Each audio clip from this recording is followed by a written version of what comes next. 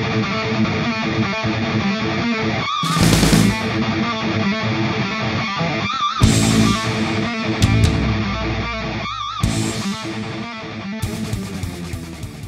pemirsa Albiruni ID, kembali lagi di channel Albiruni ID.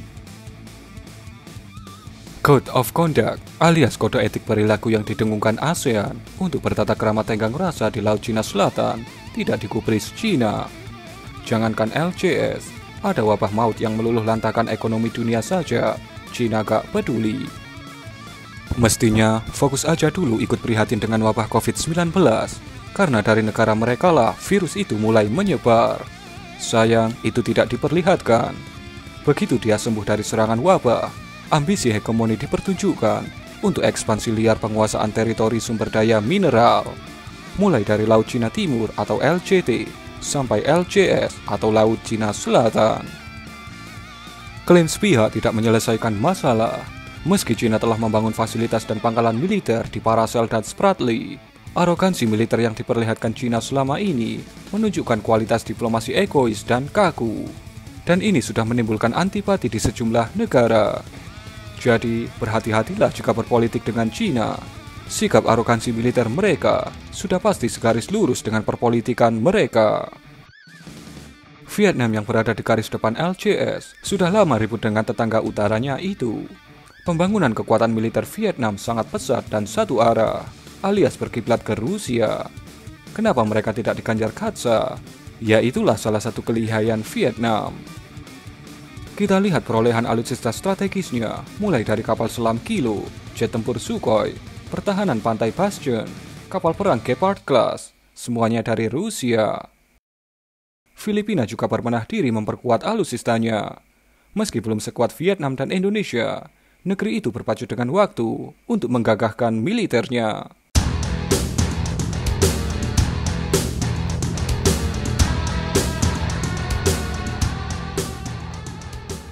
Filipina terlena tidak menguatkan militernya ketika ada payung militer Amerika dengan pangkalan udara Clark dan pangkalan angkatan laut Subic.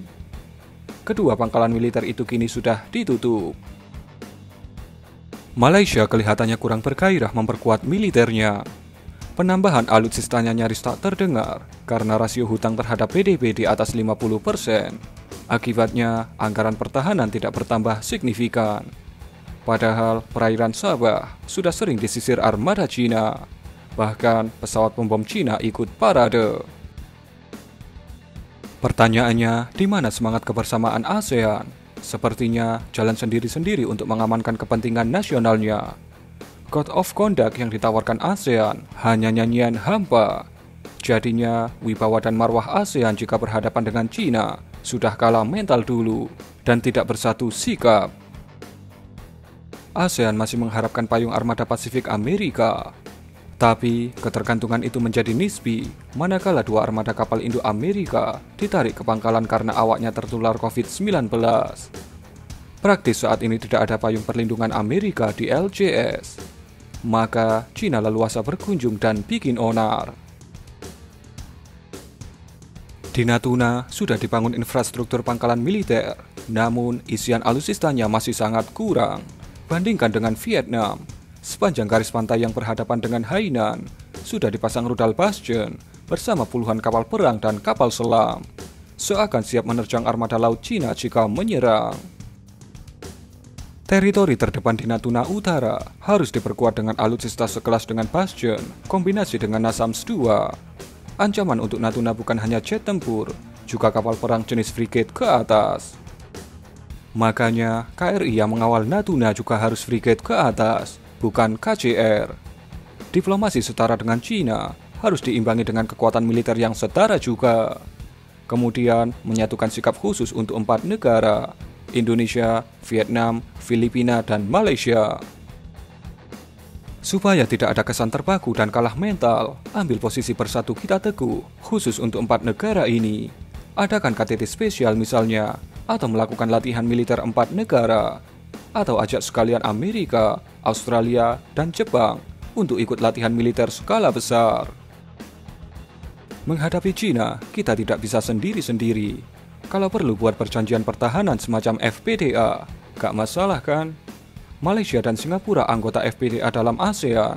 Kalau pakai cara-cara konvensional, Cina pasti akan semakin merajalela. Apakah kita mau Cina mengobok-obok Natuna atau bahkan menganeksasi Natuna? Malaysia mungkin diam saja karena mereka berada dalam lingkaran FPDA. Jadi, kalau ada apa-apa, Inggris dan Amerika tentu tak akan diam saja. Begitu juga Filipina, yang sudah terbuka dengan kedatangan armada Amerika. Sedangkan Vietnam sudah mulai berbenah, memperkuat militer mereka untuk menghadapi arogansi Cina.